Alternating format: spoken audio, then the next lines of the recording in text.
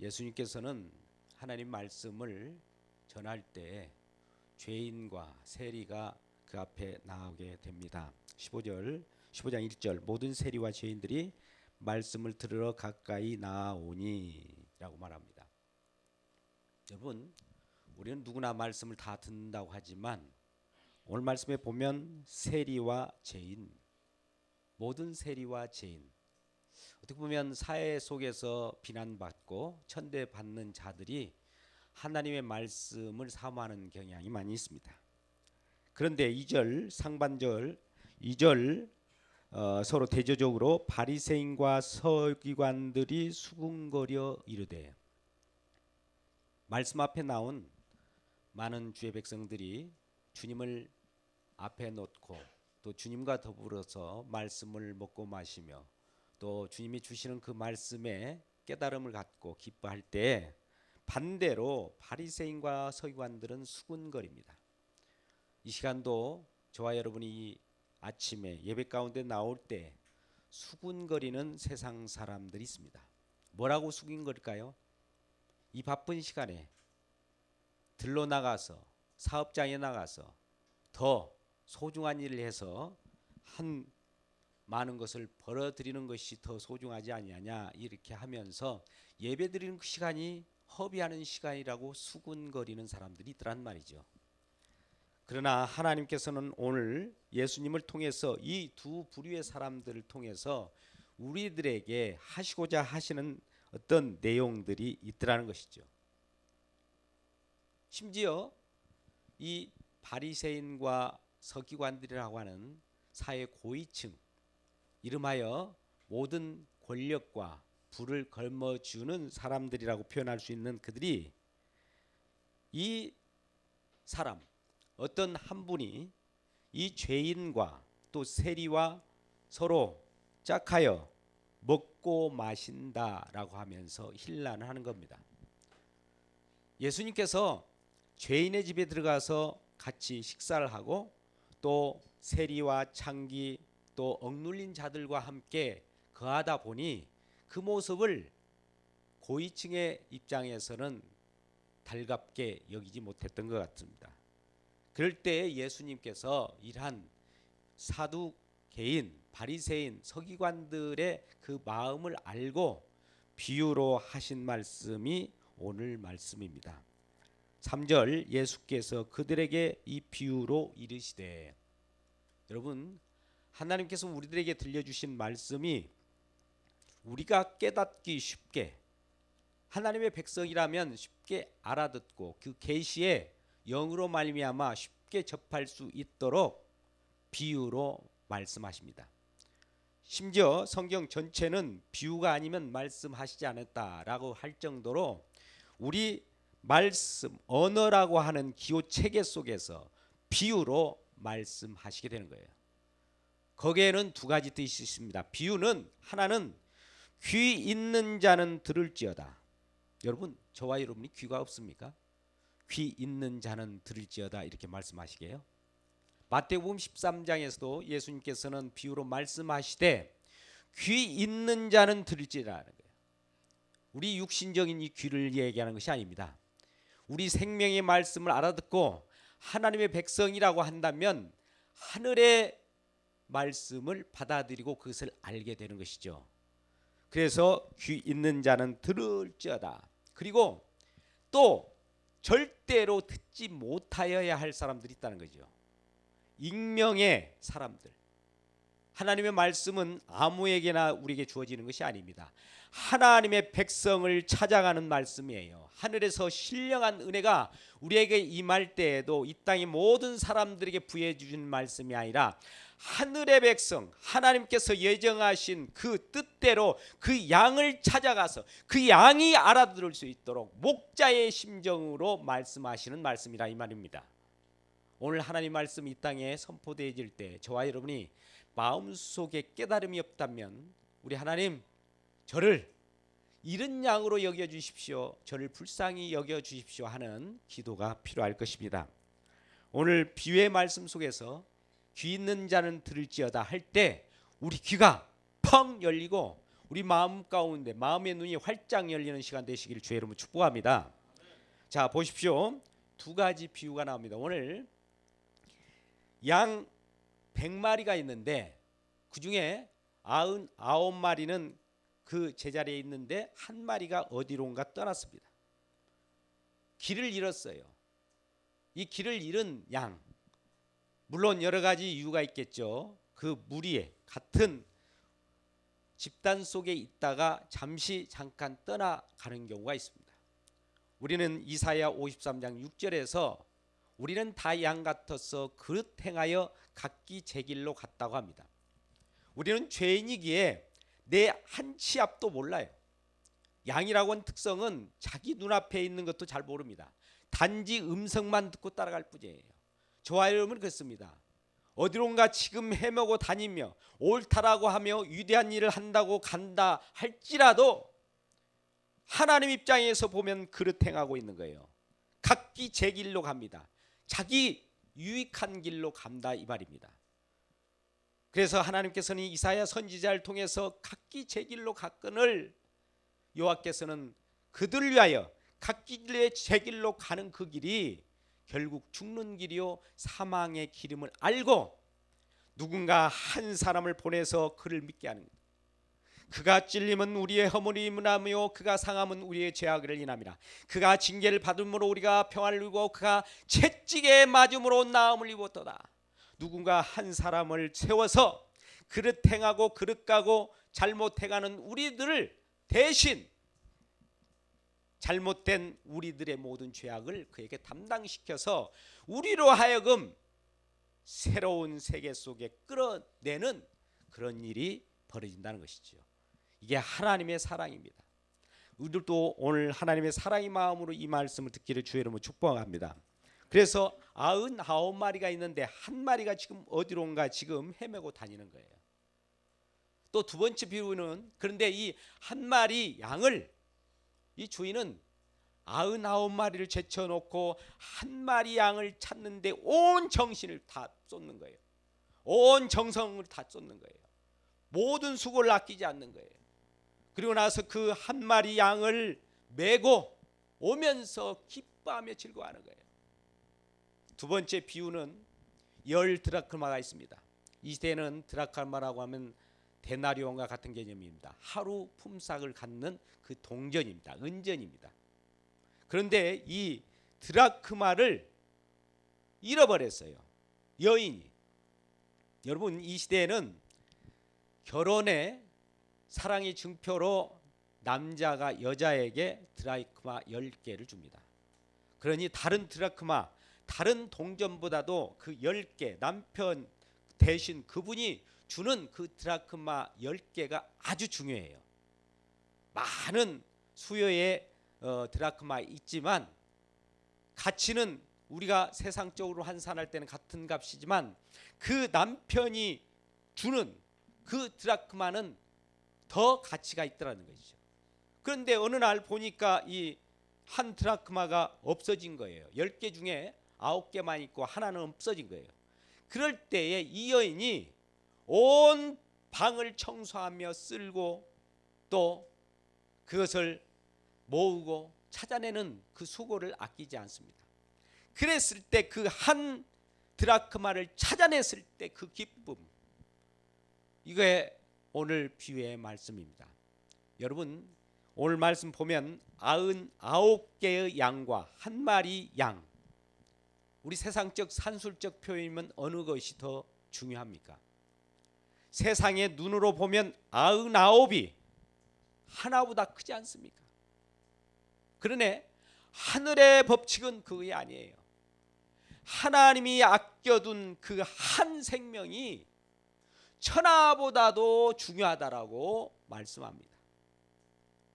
한 생명, 하나님과 앞으로 함께할 잃어버린 양, 그것이 더 중요하다는 것이죠. 어떻게 하나가 99개보다 더 중요합니까? 이 우리는 부등호에 대해서 수학을 잘 아시는 분은 알 거예요. 99이 더 큽니다. 그런데 여러분 이것은 세상의 관점이에요. 하늘나라의 관점은 그것이 아니에요. 숫자 개념이 아니에요. 크고 작음의 개념도 아니에요.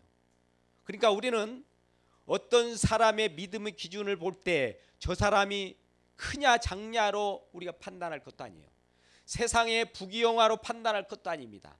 양적으로 판단할 것이 아니라 그 내용 속에 한 사람이 믿음이 있는 그 한 사람이냐, 믿음이 없는 99명의 사람이냐, 이 차이예요. 여러분, 우리는 정말 천하를 얻고도 목숨을 잃으면 무엇이 유익하냐라고 하는 마태복음 말씀이 있습니다. 여러분, 천하보다도, 천하라고 한번 산술적으로 계산해 볼까요? 인구를 한번 생각해 보자고요.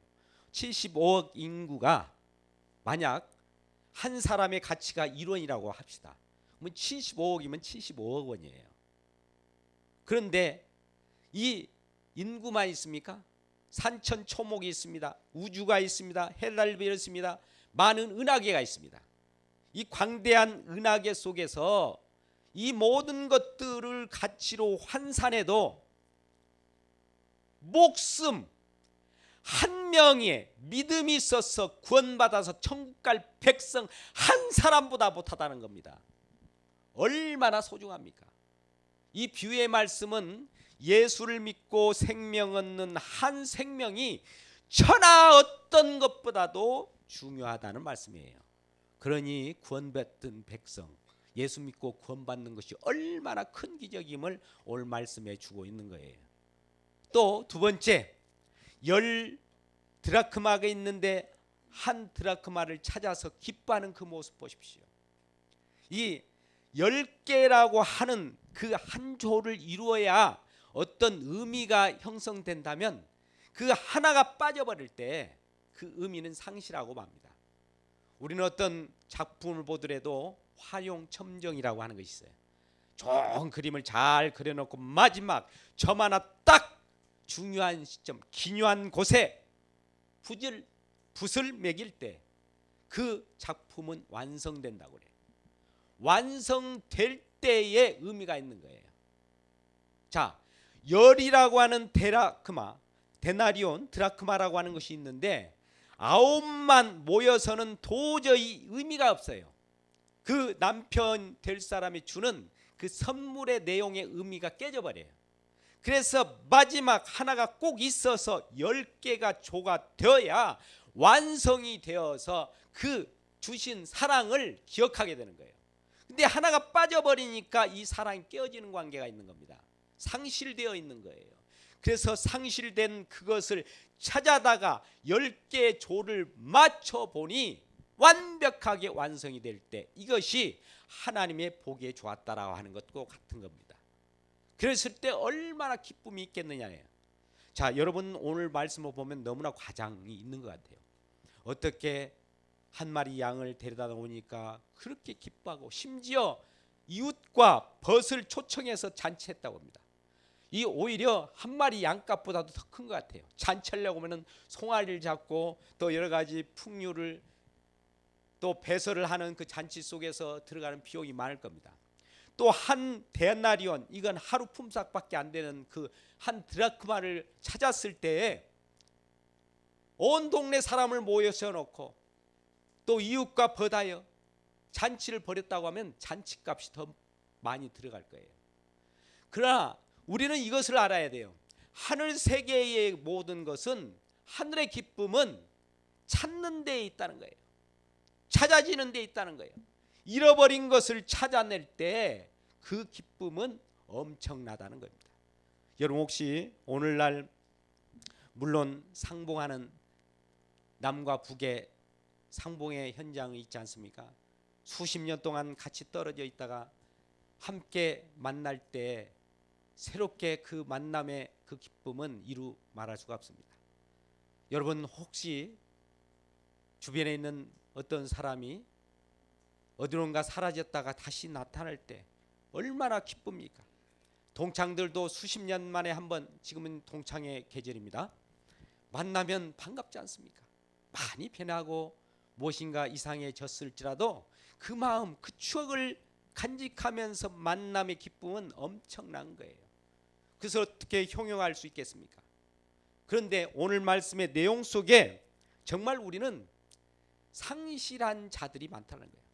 오늘 말씀을 보면 바리새인과 서기관들은 하나님의 말씀과 율법을 지키고 있었습니다. 또 심지어 율법의 전통에 따라서 도덕적, 윤리적으로 완벽한 사람들입니다.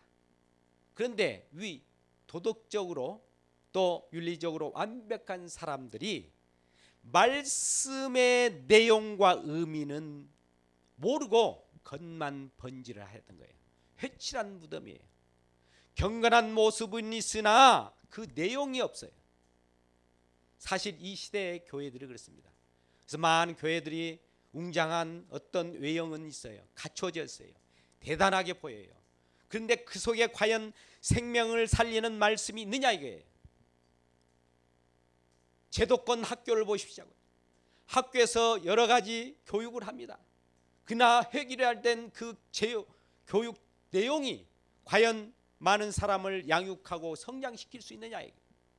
그러지 못하니까 교회에 있는 많은 성도들이 밖으로 나가고 유리방황하는 그런 현상이 벌어지고, 학교 제도권에 있는 학생들이 학교 밖으로 나와서 떠돌는 학생들이 얼마나 많은지 아십니까? 서울만 보더라도 중고등학생들이 하루에 55명 정도가 학교에서 벗어나서 어디로 사라져버린지 사라져버린답니다. 또 사회 속에서 비난받고 또 소외되어서 어디론가 저변 속에 스며들어가는 취약계층이 얼마나 많습니까? 이런 사람들을 찾아내시기 위하여 우리 주님은 오셨다는 거예요. 이들이 세리일 수도 있어요. 이들이 죄인일 수도 있어요. 상실한 마음을 갖고 있기 때문에 어디론가 사라져 버릴 수도 있어요. 정말 어디에 맞지 않고 정말 그 제도에 맞지 않아서 바리새인과 서기관들이 율법 체계 속에서 살아가지만 율법 체계 속에서 정말 무거운 짐이 되고 억눌림이 되어서 그것을 벗어나고자 하는 그러한 자일 수도 있습니다. 그럴 때 바리새인들과 서기관들은 왜 이 율법에서 벗어나느냐, 왜 우리와 같이 함께 거하지 않고 도망가느냐 이렇게 하는 거예요. 그들은 이러한 너무나 큰 짐을 안고 살아가기 때문입니다. 멍에를 안고 살아가는 많은 교회들이 있습니다. 많은 짐을 지어줘서 그것에 허덕이면서 지치고 쓰러지게 됩니다. 그럴 때마다 예수님은 나오셔서 말씀하시기를 수고하고 무거운 짐진 자들아 다 내게로 오라. 내가 너희를 쉬게 하리라. 무엇 때문에 너희들이 수고하느냐? 무엇 때문에 너희가 짐지고 있느냐 이거예요. 그들은 다 수고하고 짐진 자들입니다. 놀고 먹는 자들이 아니에요. 오늘날 예수님께서 놀고 먹는 자들에게 수고하고 짐진 자들아 다 내게 오라 이렇게 말씀하시지 않았어요. 무엇인가 각자 세상 속에 분주히 살아갑니다. 질주하는 자동차처럼 브레이크 없이 달려갑니다. 낭떠러지가 있는지도 모르고 달려갑니다. 그럴 때 잠시 just a moment 하나님의 말씀을 들으라. 오늘 또 이 시간 세상 여러 일을 접어두고 잠시 하나님의 말씀을 듣기 위하여 예배 가운데 나온 여러분들을 진심으로 환영합니다. 이 시간이 중요한 거예요. 생명의 말씀을 듣기를 주의 이름으로 축복합니다. 오늘 말씀의 내용을 보면 이상한 것이 몇 가지가 있습니다. 오늘 두 가지 비유의 말씀을 했는데요. 99에 대한 양, 또 한 마리 양에 대한 비유, 또 10드라크마가 9개에 있는 드라크마와 상실한 하나의 드라크마 비유가 나왔는데요. 이 두 비유의 공통적인 내용은 첫 번째, 잃어버렸다가 찾아냈다는 거예요. 공통점이에요. 상실했다가 회복했다는 거예요. 무엇인가 버려졌다가 다시 취했다는 겁니다. 이것이 공통점이에요. 잃어버렸다가 다시 찾는 이 기쁨. 두 번째는 이 하늘의 기쁨은 숫자의 개념에 있지 않다. 양적인 개념에 있지 않다. 의미에 있다. 영적인 것은 세상 눈에 보이는 그 잣대로 되는 것이 아니에요. 오늘날 우리들은 이런 생각을 해봅니다. 가끔가다 저는 나무 토막을 한번 잘라볼 때가 있어요. 어떤 일정한 치수에 그것을 자가 없을 때 그 나무 토막을 가지고 대서 또 나무 토막을 자릅니다. 나무 토막을 또 재서 또 자릅니다. 그 하나 재어 있는 샘플이 있어요. 모델이. 그걸 가지고 나무 토막을 잘라요. 근데 그 기준이 처음에 원형이었던 처음 것을 계속 적용해서 나무 토막을 자르면 정말 딱 맞는 그 길이에 나무 토막을 자를 수 있어요. 근데 우리는 하나를 잘라가지고 잘라서 또 원형 본래 것은 저쪽에 제쳐놓고 잘라놓은 것을 또 기준으로 해서 또 자르게 됩니다. 또 바로 전에 것은 또 제쳐놓고 또 잘라진 그것을 기준으로 해서 자르게 됩니다. 여러분, 이 말씀을 제가 왜 말씀드리냐?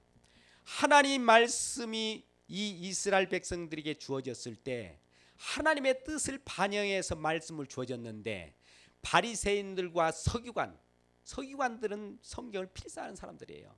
근데 그들이 하나님의 말씀의 뜻을 생각하지 않고 점점 변개시켜 갔던 거예요. 오늘날 교회의 역사가 그렇습니다. 교회의 역사가 지금 2000 몇 년이 됐습니다만 1500년까지는 그래도 하나님 말씀을 제대로 받았습니다. 그러나 어느 날 교회가 타락해 버렸습니다. 하나님의 말씀은 온데 간데 없고 하나님의 말씀이 오히려 타락의 기준이 되어 버렸어요. 면죄부라고 하는 걸 팝니다. 여러분 죄인입니까? 그러면 내가 구원해 줄게요.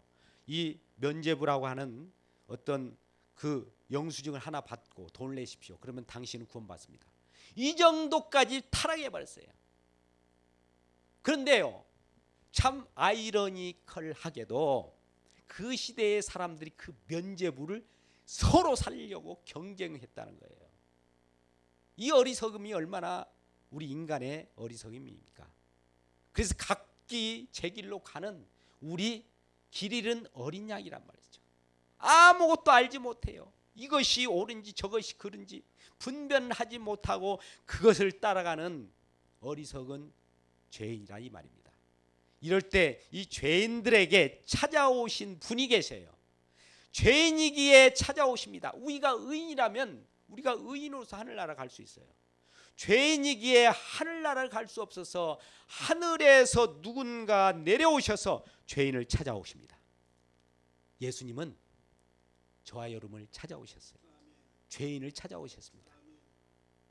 여러분, 의사는 병든 자가 필요합니다. 병들지 않고 건강한 사람에게는 의사가 필요 없죠. 마찬가지로 우리가 병들어서 잘못된 길을 갑니다. 우리가 한치 앞도 알지 못하고 가는 그 길에 찾아오신 분이 예수님이시라는 거예요.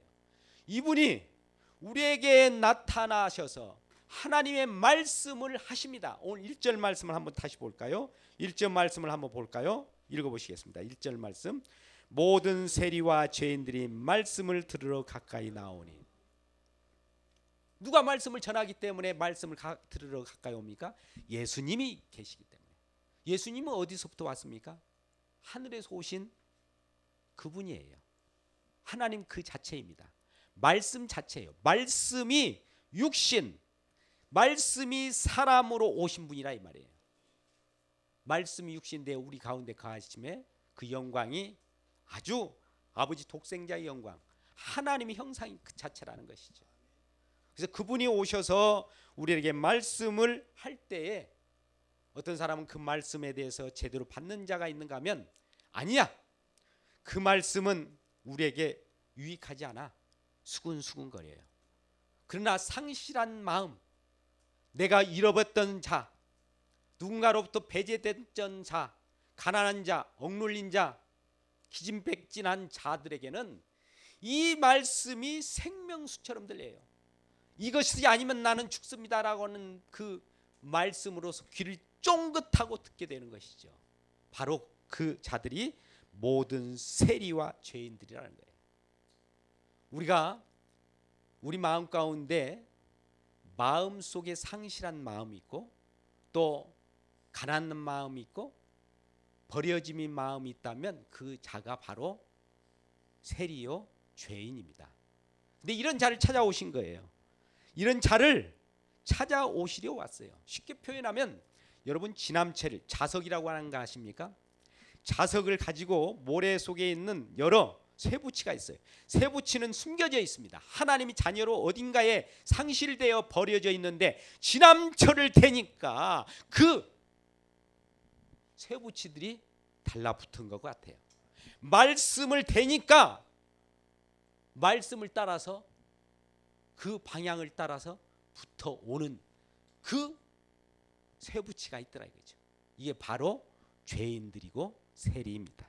상실한 마음을 갖는 자들이죠. 그래서 이러한 자들이 잃어버렸다가 다시 찾아내는 그런 내용이 있고요. 이런 것은 우리에게 어떤 숫자적인 의미가 있는 것이 아니라 그 질적 퀄리티라고 하죠. 퀀티티가 아닌 퀄리티적인 의미가 있는 거예요. 하늘나라 세계는 양적인 개념이 아니에요. 큰 아성을 쌓아서 우리 눈에 보이기에 큰 웅장한 것이 좋은 것이 아닙니다. 그 내용에 무엇이 들어있느냐 이게. 상실한 마음이 들어있어서 상실한 마음을 찾아오시는 예수님의 마음이 들어있다면 그게 가장 큰 거예요. 그가 가장 귀중한 것입니다. 그래서 우리는 히브리서 11장 6절에도 하나님이 기뻐하시는 거 있어요. 믿음이 없이는 하나님께 기뻐하시지 못한다고 했어요. 하나님은 가장 기뻐하는 것이 믿음으로 오는 거예요. 믿음은 무엇이냐? 우리의 윤리도덕적인 어떤 착함의 행실도 아니에요.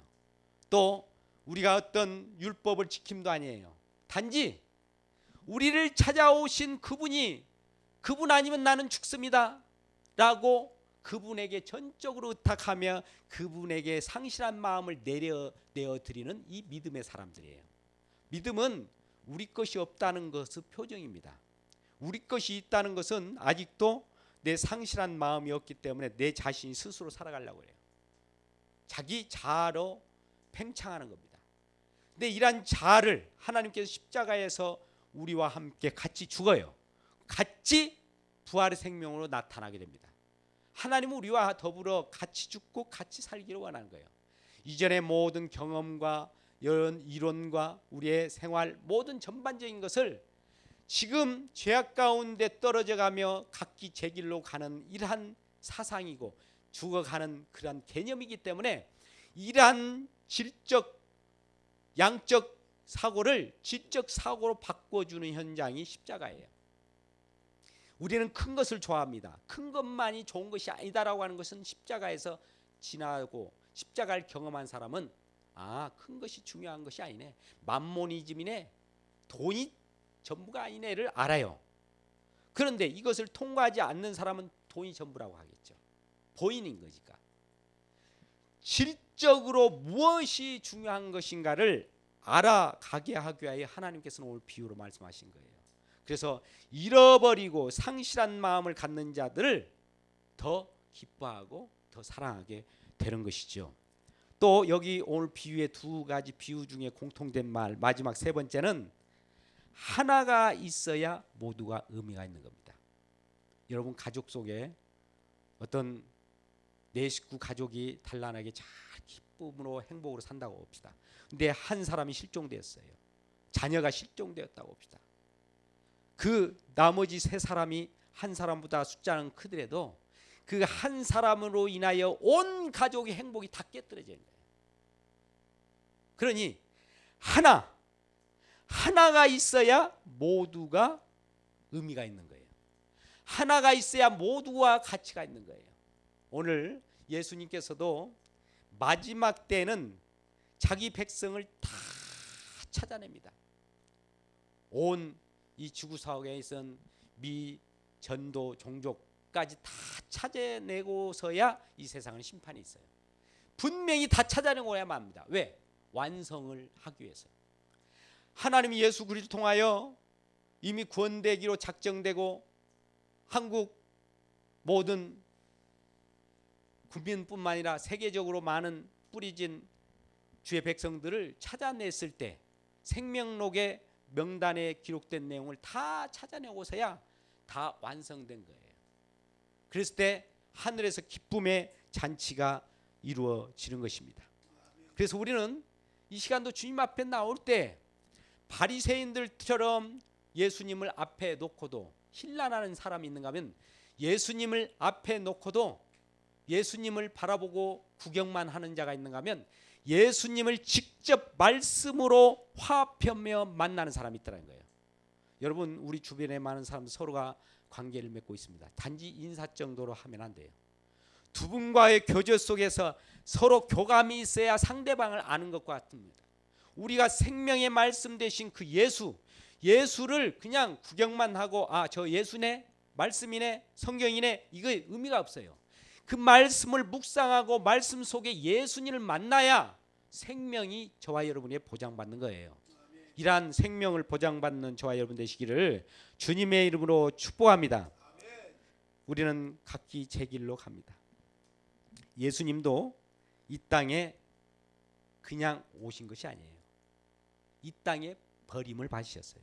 여러분, 하나님 타신 스스로를 버렸다는 말이에요. 이 땅에 오셨을 때 아버지 어찌하여 나를 버리셨나이까? 십자가 지시기 바로 전에 그런 고백을 해요. 아버지 하나님으로부터 버림을 받았다예요. 둘은 하나였어요. 하나였는데 떠밀림을 당하고 상실한 자로서 이 땅에 떨어졌다 이 말입니다. 버림받은 예수, 떠밀림 받은 예수께서 이 땅에 아버지로부터 떨어졌을 때 그 상실감, 아버지를 찾으려고 하는 그 마음은 얼마나 크겠습니까? 그래서 하나님 아버지 어찌하여 나를 버리시나이까? 나를 어찌하여 버리셨나이까? 여러분, 하나님은 우리를 버리신과 동시에 다시 취하십니다. 하나님께서 이 땅에 저와 여러분을 육적으로 태어나게 하시면서 영적으로 다시 회귀시켜줍니다. 이 땅에 저와 여러분은 한 번 태어나는 것은 사람에게 정하신 이치요, 그 후에는 심판이 있어요. 구원받을 자 구원해내고 심판받을 자 심판해내는 거예요. 이 땅에 한 번 태어나는 것이 저와 여러분에게 있어서 상실이에요. 상실. 우리 인간은 이 지상에 떨어진 존재예요. 상실한 존재라 이 말입니다. 그래서 스스로 살아간다고 하나 결과적으로 그 종말은, 그 끝은 사망이에요. 영원한 사망이란 말입니다. 상실된 존재를 찾아오시려고 친히 하나님 자신이 자기 자신을 경험하기 위하여 떠밀림을 당하고 이 땅에 버려진 존재로 오신 거예요. 그래서 이 하나님이 우리와 같은 마음을 같이 공감하고 동감하고 우리와 같은 떠밀림을 받고 버려진 자들을 구하기 위하여 이 땅에 오셨던 거예요. 구하는 현장이 십자가입니다. 그 속에서는 결과적으로 최후의 하나님과의 마지막 떠밀림 관계예요. 하나님과의 그 단절의 관계예요. 단절의 관계라고 하는 것은 이 세상의 모든 저주를 홀로 받아버리는 관계란 말입니다. 아버지가 아들 독생자를 이 땅에 오셔서 그와 같이 피 흘리고 모든 것을 저주를 받게 하는 것은 아버지와 관계를 끊어버리는 그 속에 역설적으로 새롭게 하나님 아버지는 그를 살리셔서 상실한 마음 속에 있는 예수 그리스도를 다시 하나님 아버지께서 취하심으로 말미암아 이전에 내가 너를 얼마나 사랑했던 고 너와 나는 영원히 하나라는 것을 이 시간 확인하는 시간이 되었다는 것을 증명하는 겁니다. 저와 여러분 이 땅에 태어난 것은 결과적으로 태어나서 하나님께 가기 위함입니다. 우리 로마서 11장 36절 모든 만물은 주에게서 나와서 주로 말미암고 주에게로 돌아간다고 합니다. 저와 여러분이 예수께 하나님께로부터 왔어요. 잠시 이 땅에 상실되었어요. 상실되었으나 이 상실되었을 때 세리와 죄인들처럼 하나님을 믿고 따르면 그 주님께로 돌아가거니와 상실된 마음을 갖지 못하고 바리새인과 세리들처럼 조롱하고 희롱하면 이 세상에 심판받고 불못으로 떠내려갈 때 그 속에서 함께 심판받아 버리는 거예요. 그러니 저와 여러분이 오늘 상실한 자를 찾으시는 우리 주님의 놀라운 의미를 생각해 봐야 됩니다. 오늘 말씀을 결론을 내고자 합니다. 이란 우리 주님의 상실된 그 어찌하여 나를 버리셨나이까 라고 하는 절규의 목소리는 우리 주님이 이제 부활하심으로 하나님께서 이란 예수를 주와 그리스도가 되게 하셨다. 이 땅에 오신 예수님을 아버지 하나님께서는 가장 높이셨어요. 그리스도가 되게 하셨다는 거예요. 그리스도가 무엇입니까? 메시아라는 거예요. 기름 부음 받은 자라는 거예요. 기름 부음을 왜 기름 부음 받습니까? 어떤 일을 수행하기 위하여 기름을 받은 거예요. 제사장은 제사장대로, 선지자는 선지자대로, 왕은 왕대로. 그러니 예수님은 이 땅에 오셔서 예수 그리스도께서 하신 모든 일로 말미암아 아버지께서 최고의 그리스도로 만드신 거예요. 그러니 저와 여러분은 예수는 그리스도라고 하는 고백을 할 때 우리가 주님과 더불어 함께 죽고 함께 상실했다가 다시 찾음받는 그 기쁨 속에서 더 없는 하늘의 기쁨이 있는 겁니다. 하늘의 기쁨은 다른 데 기쁨이 있는 것이 아니에요. 아버지의 기쁨은 다른 데 기쁨이 있는 것이 아니에요. 우리가 윤리적으로 올곧게 살아가는 거 물론 중요합니다. 또 도덕적으로 많은 사람들에게 구제하고 공개하고 많은 선한 일을 하는 거 중요합니다. 그러나 중요한 것은 우리를 찾아오셔서 우리를 살리시는 그 예수 그리스도의 십자가의 공로가 우리를 살리시고 생명 가운데 인도하시는 그 찾아내시는 하나님과 더불어 살아갈 때 우리는 모든 것을 얻었다고 하는 그 믿음이 중요한 거예요. 이러한 믿음으로 살아가는 저와 여러분 되시기를 주님의 이름으로 축복합니다.